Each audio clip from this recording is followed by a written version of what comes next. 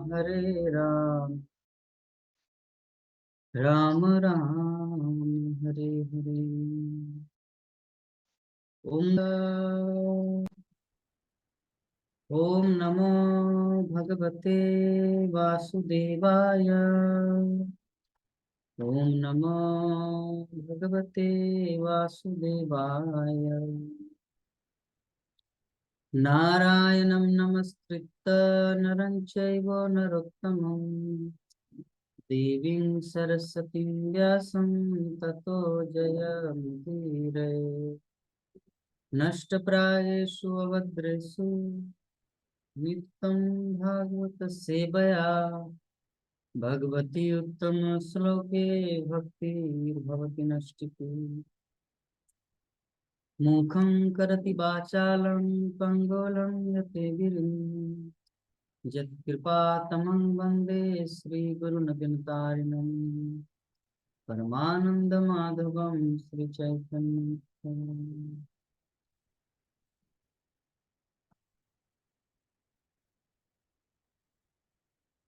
हरे कृष्ण। तो आज हम लोग श्रीमद् भागवतम के द्वितीय स्कंद छठवें अध्याय श्लोक संख्या 18 टेंटो सेकंड 6 चैप्टर टेक्स्ट 18 सोमृतस्सा भयश्चेषो मर्तमन्नं जदत्तगात् महिमेशो ततो ब्रह्मन् पुरुषस्य दुरत्तया। हे नारद, हे ब्राह्मण, ब्रह्मा जी बोलने चले कि पूर्ण पुरुषोत्तम भगवान अमरता तथा निर्भयता के नियंत्रक और वे मृत्यु तथा भौतिक जगत के सकाम कर्मों से परे है। इसीलिए परम पुरुष के यश का अनुमान लगा पाना कठिन है, वेरी वेरी डिफिकल्ट। भगवान श्री कृष्ण जो है इस भौतिक जगत से परे है, बियॉन्ड दिस मेटेरियल वर्ल्ड, हमारे चिंतन शक्ति से परे है और अमरता तथा निर्भयता के नियंत्रक है। हम सब इस जगत में मर्त प्राणी हैं और भय से युक्त है। हर कोई किसी न किसी रूप में डरे हुए हैं। अरे अभी तो नौकरी है, अगर नौकरी चला जाएगा तो क्या करेंगे।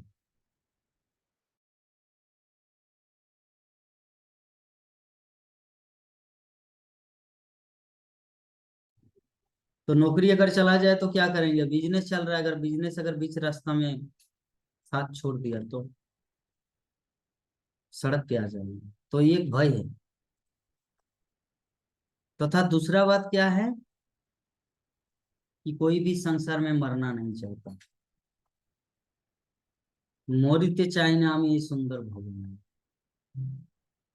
रविंद्रनाथ ठाकुर बोलते थे। इस संसार में, इस सुंदर भवन में, सुंदर भुवन में मुझे मरने की कोई इच्छा नहीं है, लेकिन मरना तो पड़ेगा ही। तो पूर्ण पुरुषोत्तम जो है भगवान श्री कृष्ण जो है वो क्या है, अमरता तथा निर्भयता के नियंत्रक, कंट्रोलर। कि हम लोग को निर्भय भी बना सकते हैं, अभय दान दे सकते हैं, दूसरी बात अमर बना सकते हैं। मूल रूप से आत्मा होने के नाते हम सब अमर हैं। न जायते म्रियते वा कदाचिन नायं भूत्वा भविता न भूयो अजो नित्यम शाश्वतम पुराणो न हन्यते हन्यमाने से। अजो नित्यम, अजो नित्यम, अजो मतलब अजन्मा, नित्य मतलब जो हमेशा के लिए रहने वाला, शाश्वत।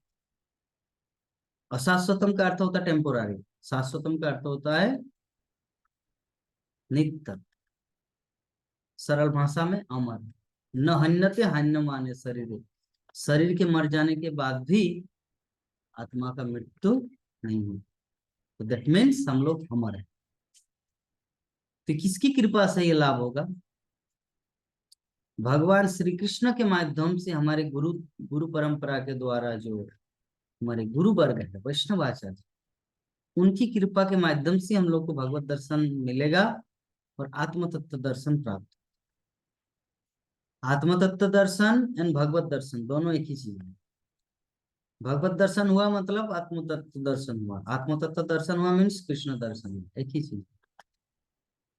तो इसीलिए हे नारद, ब्रह्मा जी वर्णन करते कि परम पुरुष के यश का वर्णन कर पाना, उनका अनुमान लगा पाना बहुत ही कठिन है कि भगवान कितने विशाल हैं।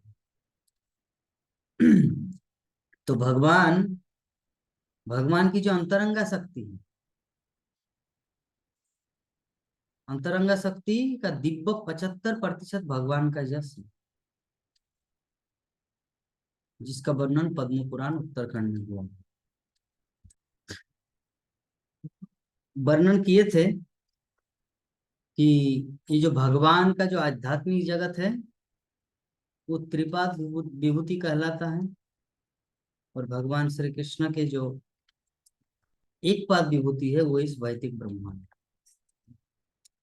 तो वैदिक ब्रह्मांड अर्थात ये कारागार जहाँ पे हम लोग अभी वास कर रहे हैं।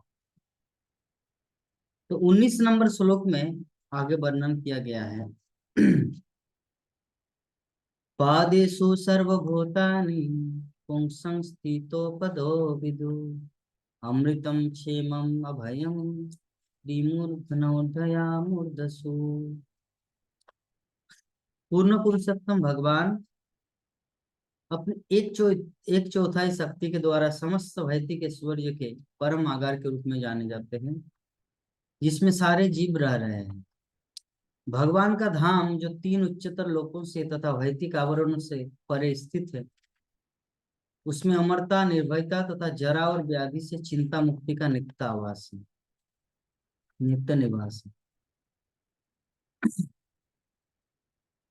तो भगवान का धाम, कृष्ण का धाम, हम लोग क्यों श्रीमद् भागवतम में, विभिन्न पुराणों में, वैदिक ग्रंथों में भगवान के धाम के बारे में क्यों इतना ग्लोरिफिकेशन करते हैं, या क्यों इतना वर्णित है? व्यासदेव ने क्यों भगवान के धाम का उल्लेख इतना किया है? इसीलिए किया है ताकि हम लोग जो जीवात्मा है मूल रूप से सच्चिदानंद है, सूक्ष्म सच्चिदानंद। लेकिन किसी कारणवश भगवान से द्वेष करने के कारण अपना जो स्थायी घर है उसको छोड़ने के कारण हम लोग को यहाँ पे दुख मिल रहा है। तो भगवान श्री कृष्ण जो है ना, हम सबके पिता है, तो ही पिता व्यासदेव के रूप में प्रकट होकर हम सबको अपना घर का जो एड्रेस है वो बताते हैं। ये एक ऐसा जगत है जहाँ पे ना दुख है, ना चिंता है, ना कोई परिश्रम है, वहां पे सिर्फ आनंद है। तो भगवान की संधिनी शक्ति की समग्र अभिव्यक्ति एक चौथाई भौतिक जगत में प्रदर्शित होता है और तीन चौथाई आध्यात्मिक जगत में। तो भगवान की शक्ति के तीन अंग हैं, संधिनी, संबित तथा आह्लादनी। तो दूसरे शब्दों में वो पूर्णतया सच्चिदानंद स्वरूप है।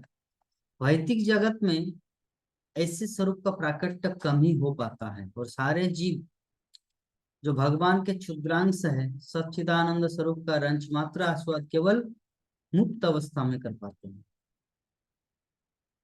हम लोग अभी किस अवस्था में हैं? बद्ध अवस्था में। बद्ध अवस्था किसको कहा जाता है?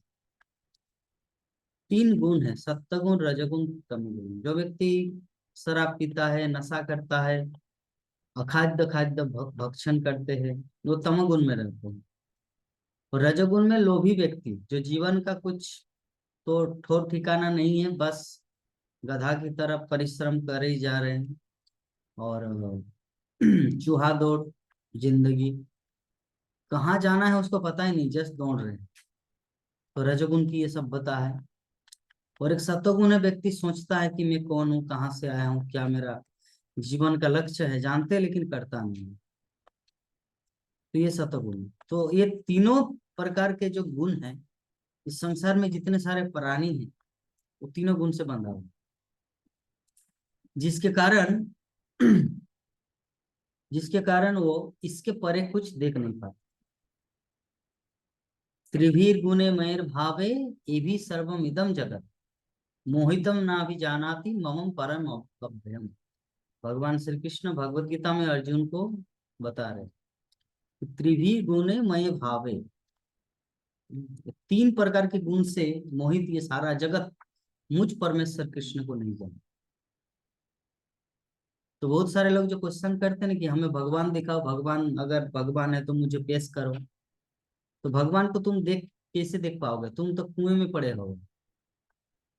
सागर जाओगे तब तो सागर का पानी, नमकीन पानी या कुछ भी आप देख पाओगे। कुएं में पड़े हुए हो, कुएं से पहले निकलो तो ये तीन गुण जो है ना उस कुआं के सदृश बंधा हुआ है।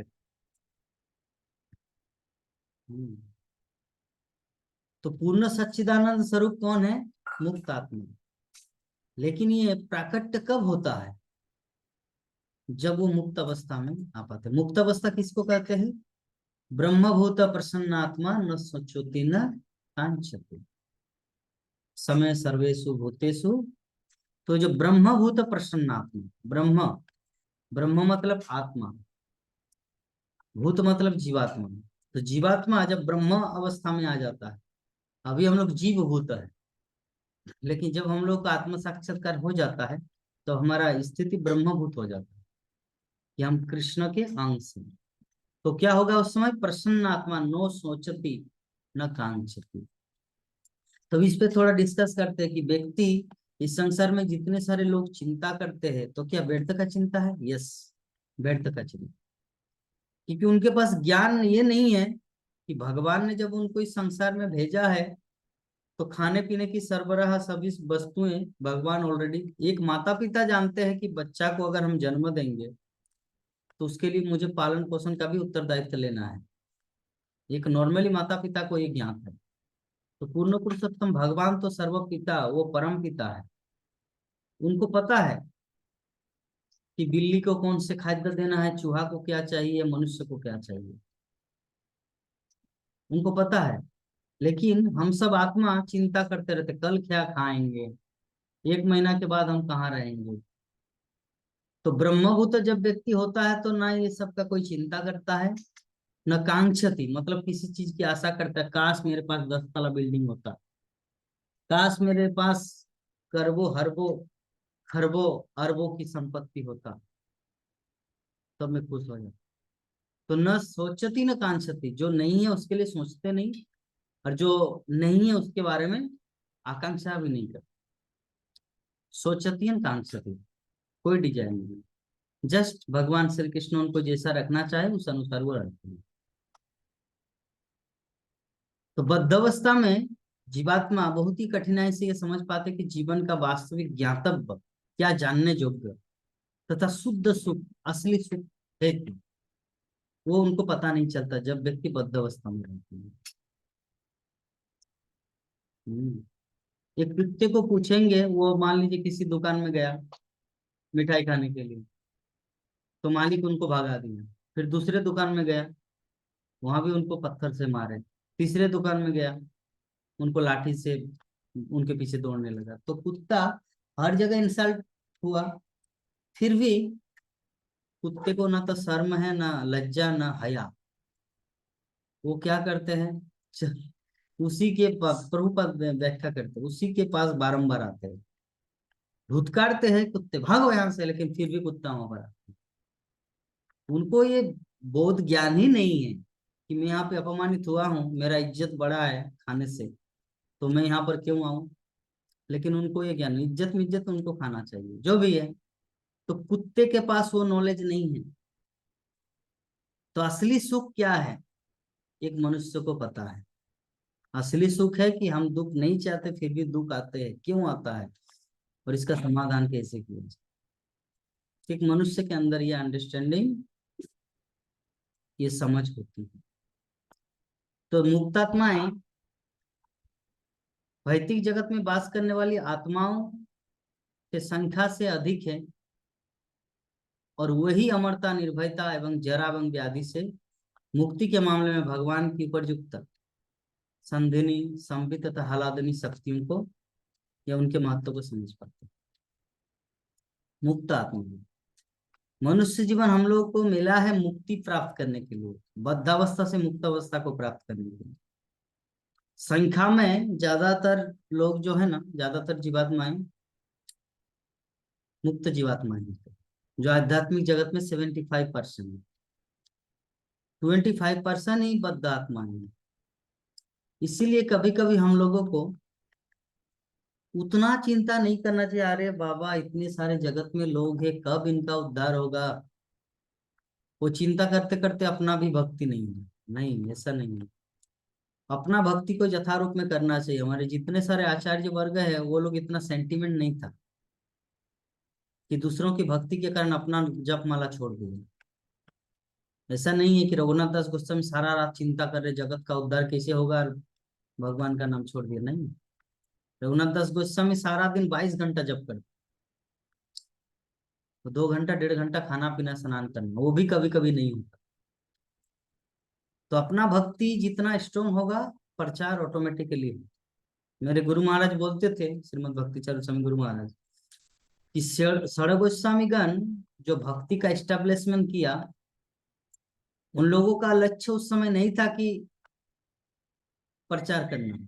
उन लोगों का लक्ष्य था सनातन धर्म, वैष्णव धर्म या चैतन्य महाप्रभु का मिशन को एक प्रामाणिक रूप से विभिन्न शास्त्रों का निचोड़ देके नाना शास्त्र निपुणों सद्धर्म संस्थापकों इस्टेब्लिश करने का, ताकि भविष्य में इनका प्रचार प्रसार कोई करे। तो हम लोगों को इसे बनना है। हो सकता है हमारे द्वारा प्रचार नहीं हो रहा, लेकिन खुद को ऐसे भक्त तैयार करो। मेरे गुरु महाराज को किसी ने प्रश्न पूछा उज्जैन में कि गुरु महाराज मैं भगवत गीता लेके जाता हूँ दुकान दुकान में या ऑफिस ऑफिस में, लेकिन कोई खरीदता नहीं। प्रचार करना चाहता हूँ लेकिन होता नहीं, तो ऐसे में क्या किया जाए। तो गुरु महाराज ने उनको उत्तर दिया, जब भगवत गीता आपका नहीं ले रहे हो, दैट मीन्स आपके अंदर कुछ कमी है। तो तुमको ऐसे भक्त के रूप में प्रेजेंट करना है अपने आप को, ताकि तुमको किसी के सामने भगवत गीता देने की जरूरत नहीं, वो खुद आपके पास आएंगे और तुमसे प्रवचन सुनेंगे। कैसे भक्त अपने आप को तैयार करो, क्योंकि जो चीज हमारे हाथ में नहीं है वो मत करो, लेकिन जो अपने हाथ में है उसको अच्छी तरह करो। अर्थात साधना जो है ना हमारे हाथ में है। प्रचार प्रसार कितना हो रहा नहीं हो रहा है, कितना इंप्रेसिव हो रहा है लोग, वो हमारे हाथ में नहीं है, लेकिन शुद्ध भाव से साधना करना, शिल प्रभुपाद का ग्रंथ पढ़ना, ये हमारे हाथ में है। गुरु महाराज ये भी बोल रहे कि अगर कुछ काम नहीं है तो प्रभुपाद का ग्रंथ पढ़ो, क्योंकि यही असली काम है इस्कॉन के डिवोटी का। क्योंकि अच्छा ग्रंथ पढ़ के रहेंगे तो भविष्य में किसी भी प्रकार का आंसर वो दे सकता है, कोई भी क्वेश्चन का आंसर दे सकता है। ऐसा नहीं कि सिर्फ लोगों को सिर्फ इस्कॉन में लाना ही है, बल्कि जो ऑलरेडी है उनको कल्टीवेशन करना है, ताकि वो सुंदर ढंग से भक्ति कर रहा है कि नहीं। अभी हाल ही में कल एक समाचार मिला हमारे मायापुर कम्युनिटी में ही, तो उसमें पति पत्नियों का बहुत ही मिसअंडरस्टैंडिंग हो रहा है, जिसके कारण डिवोर्स भी किसी किसी का हो रहा है। तो माता जी उनमें से मेरे ही गुरु बहन है शायद, नहीं नहीं, तो उन्होंने अपने कमेंट में लिखा है, अगर किसी पति पत्नी के बीच में ऐसा कोई झगड़ा हो तो मेरे पास ऐसे कोर्स है, मैं उनको अंडरस्टैंडिंग दूंगा दूंगी कि कैसे गृहस्थ जीवन में शांतिपूर्वक रहा जाए और श्रील प्रभुपाद के मिशन को आगे बढ़ाया जाए। तो बहुत सारे लोग माता जी से वो कोर्स कर रहे हैं। तो ये कहने का मतलब ये है, ऐसा नहीं कि भक्ति जीवन में आ गया तो सब कुछ हो गया। यहाँ पे टिके रहना is more important then preaching. प्रचार बढ़ाना है, ऐसा नहीं कि प्रचार को रुकना है, लेकिन जो ऑलरेडी है हमारे पास उसको ध्यान देना है, कल्टीवेशन। गुरु महाराज और एक लेक्चर में बोलते हैं कि पता नहीं जब से इसको इस्टेब्लिश हुआ से कितनी मात्रा में ग्रंथ डिस्ट्रीब्यूट हुआ है, लाखों करोड़ों की संख्या में भगवत गीता भागवतम डिस्ट्रीब्यूट हुआ है, लेकिन कहाँ है उतने सारे भक्त। करोड़ों करोड़ों डिस्ट्रीब्यूट हुआ है, क्या करोड़ों भक्त है इस्कॉन में? नहीं। तो गुरु महाराज बोले कि क्यों नहीं है, दैट मीन्स कल्टीवेशन नहीं है। सिर्फ ग्रंथ देना is not all in all. ग्रंथ देके उसको कल्टीवेशन करना है, कैसे पढ़ना है उसे, कैसे मंदिर आना है, वो है प्रचार, असली प्रचार।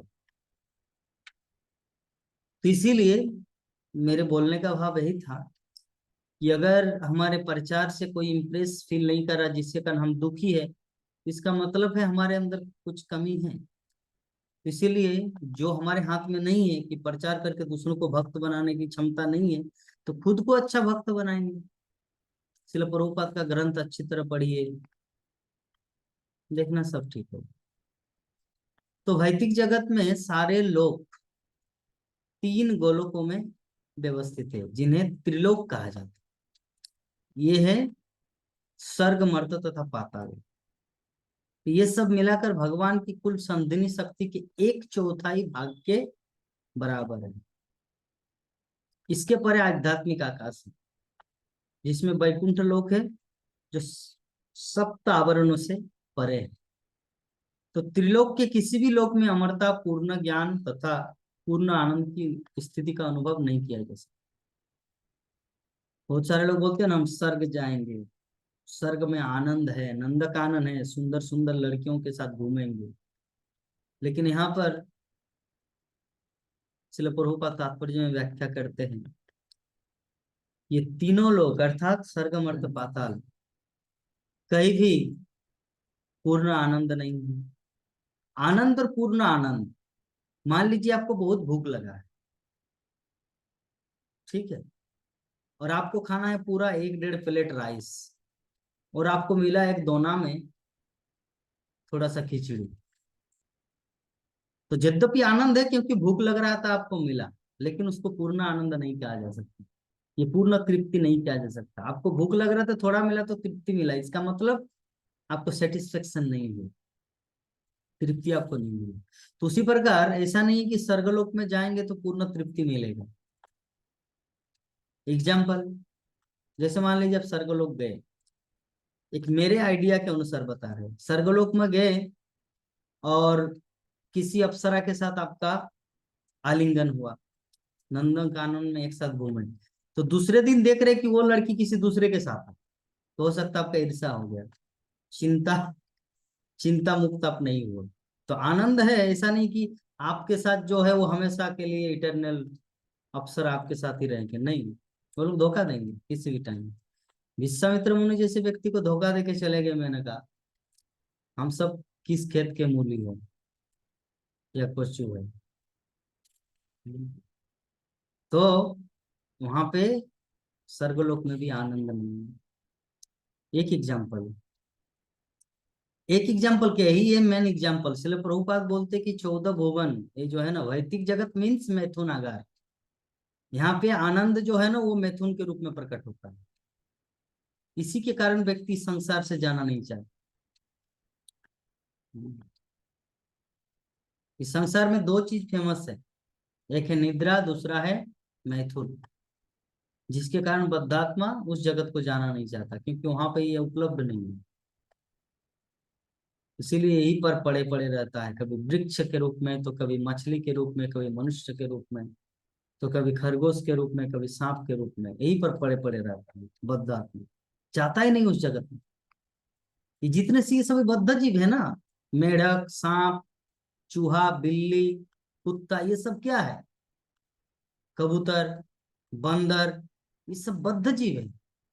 इन लोगों को मौका भी मिलता है फिर भी नहीं जाते। मनुष्य रूप में कभी मौका मिला भी था, लेकिन फिर भी इतना आसक्त है अपने सेंस ग्रेटिफिकेशन में, मैथुन करने में, कि आध्यात्मिक जगत के बारे में पूरा इंफॉर्मेशन मिलने के बाद भी लोग जाने में रुचि पैदा नहीं करते। तो भगवान तो पूरा जबरदस्ती नहीं कर सकते ना किसी को, चलो ना जबरदस्ती करके चलो भगवत धाम घसीट के ले जाएंगे, ऐसा तो नहीं है। इसीलिए बद्ध आत्मा इस बद्ध जगत में पड़े रहे। हम्म। तो त्रिलोक में किसी भी लोक में अमरता, पूर्ण ज्ञान तथा पूर्ण आनंद की स्थिति का अनुभव नहीं किया जा सकता। ऊपर के 3 लोक सात्विक लोक कहलाते हैं, क्योंकि दीर्घायु, जरा तथा व्याधि से मुक्ति एवं निर्भयता की प्रासंगिक सुविधा प्रदान कराने वाले हैं। बड़े बड़े ऋषि मुनि स्वर्गलोक से आगे स्थित महरलोक को प्राप्त करते हैं, किंतु यह भी पूर्ण निर्भयता का स्थान नहीं है, क्योंकि कल्पांत होने पर महरलोक का संहार हो जाता है और उसके निवासियों को उच्चतर लोकों में स्थानांतरण करना होता है। 3 लोकों में भी मृत्यु से छुटकारा नहीं मिल पाता। तो इसका एक और एग्जाम्पल देते हैं कि जैसे महरलोक जनलोक है, वहां पे कोई ऐसी स्त्री पुरुष का आदान प्रदान नहीं, वहां पे सिर्फ व्यक्ति भगवान का ध्यान करता है। जनलोक में महरलोक में भगवान की महिमा सुनते हैं या ध्यान करते हैं, उसी में वो लोग आनंदित होते हैं। तो अभी एक एग्जाम्पल देते हैं इसको, आनंद कैसे कहा जाए। सिर्फ व्यक्ति एकदम सो के रहेगा, सो के मतलब आंख मूंद करके रहेंगे जनलोक में महरलोक में, भगवान का ध्यान करेंगे, इसी में आनंद कैसे। इसका आनंद एक मेटेरियल एग्जाम्पल देते हैं। जैसे मान लीजिए आपका बैंक अकाउंट है, तो बैंक अकाउंट है वो आपका बिजनेस अकाउंट, तो आपके पास 50,000 है उसमें, तो आपका बिजनेस अभी रनिंग है, तो किसी ने 10,000 रुपया दिए, ऐसे ही आ रहा है। किसी ने 5,000 रुपया दिया अकाउंट में, किसी ने फिर 15,000 रुपया दिया, किसी ने 50,000 अकाउंट में, तो हर दिन आपके अकाउंट में पैसा आता ही रहेगा। तो यद्यपि उस अकाउंट जो पैसा जो है अकाउंट में, बैंक अकाउंट में, उसको आप खा नहीं सकते, उसमें आपका पेट नहीं भरेगा, वो सूक्ष्म रूप में उसी अकाउंट में है, लेकिन फिर भी तुमको आनंद मिलेगा। क्यों? क्योंकि मेरे अकाउंट में इतना पैसा है। तो जनलोक महरलोक की जो स्थिति है ना, वहां भी वैसा ही है। यद्यपि वो लोग भगवान से मिल नहीं पाते, कृष्ण के साथ अपने लीलाएं संपादन नहीं कर सकते, लेकिन फिर भी वहाँ जो ऋषि मुनि हैं भगवान की लीलाओं का चिंतन करते हैं। कोई भी किसी भी प्रकार कोई डिस्टरबेंस, भौतिक लाभ, वासना, कामना, मैथुन, ये सब कोई चिंता नहीं सता, भगवत चिंतन होता है, जिससे ही वो लोग आनंदित रहते हैं। लेकिन उसमें आप सारा जीवन भर या अनंत काल तक वहां पे नहीं रह सकते। इसलिए प्रभुपाद यहाँ पे तात्पर्य में लिखते हैं कि प्रलय के समय वो मिट जाता है। ठीक है। और क्या होता है, कल्पांत होने पर महरलोक का संहार हो जाता है और उसके निवासियों को उच्चतर लोकों में स्थानांतरण करना होता है, दूसरे लोकों में जाना होता है। हम लोग जानते हैं ना, जो मत्स्य अवतार हुआ था भगवान का, तो मार्कंड ऋषि को पहले ही सावधानी मतलब होशियार किया गया कि देखिए अभी प्रलय होने वाली। तो एक नौका है, भगवान ने बोला खुद, एक नौका है, उसमें आप सभी बैठ जाना, और बासु की नाक जो है ना उसको, जब तक प्रलय चलता रहेगा तब तक आप लोग सेफ। तो ऋषि मुनि जो है, जब महरलोक जनलोक वहां पे जब खंड प्रलय महाप्रलय होता है, तो उनको स्थानांतरित किया जाता है कि यहाँ पे प्रलय हो रहा तो वहां पे प्रलय नहीं, तो दूसरे जगह ट्रांसफर किया जाता है। तो सेफ नहीं है, ये पूरा 14 भुवन सेफ नहीं है। इसीलिए इस लोगों को छोड़कर भगवत धाम गमन करने का पूरा पूरा प्रयास करना चाहिए लोगों को। क्योंकि वही हमारा रियल घर है, वैकुंठ, भगवान के धाम। भगवत धाम को छोड़ के हम लोग यहाँ पे आके मंडरा रहे हैं। तो कैसे हमारी वास्तविक स्थिति को प्राप्त किया जाए, और भगवत धाम है क्या, वैकुंठ है क्या। इसीलिए भागवतम भगवत गीता को बारंबार पढ़ना चाहिए। जितना भगवत गीता भागवतम पढ़ेंगे, भगवत धाम का वर्णन है, हमारे हृदय में दिव्य ज्ञान प्रकाशित हो, हृदय में सब कुछ आध्यात्मिक जगत प्रकट प्रकट हो जाएगा, दर्शन होगा। भगवान अपनी लीलाएं 3 जगह में करते हैं, एक भौम वृंदावन, एक गोलोक वृंदावन, और एक शुद्ध भक्त के हृदय में। तो जब हम लोग शुद्ध भक्त बनेंगे ना, तो ऑटोमेटिकली भगवान श्री कृष्ण हमारे हृदय में आना लीलाएं करते रहेंगे, जिसका आस्वादन हम लोग को मिलेगा। हम्म। तो ये जो 14 भुवन है, इन लोकों में भी, इन लोगों से भी मृत्यु से छुटकारा नहीं मिल पाता, मृत्यु तो अवश्यंभावी है। तो भले ही इनमें अपेक्षता जीवन ज्ञान और आनंद का विस्तार अधिक, किंतु वास्तविक अमरता, निर्भयता तथा जरा और व्याधि से मुक्ति तो सप्त आवरणों से परे ही संभव है, अर्थात भगवत धाम, वैकुंठ, गोलोक वृंदावन, यहीं पर जाके संभव है। ऐसी वस्तुएं सिर में स्थित अधाई मूर्धसु, तो एकमात्र भगवान के पास जाके भगवान कृष्ण का संग प्राप्त करके ही हम लोग जीवन का आनंद उठा सकते। लोगों को ये बोध नहीं होता क्योंकि वो लोग राम भागवतम भगवत गीता को पढ़ते नहीं।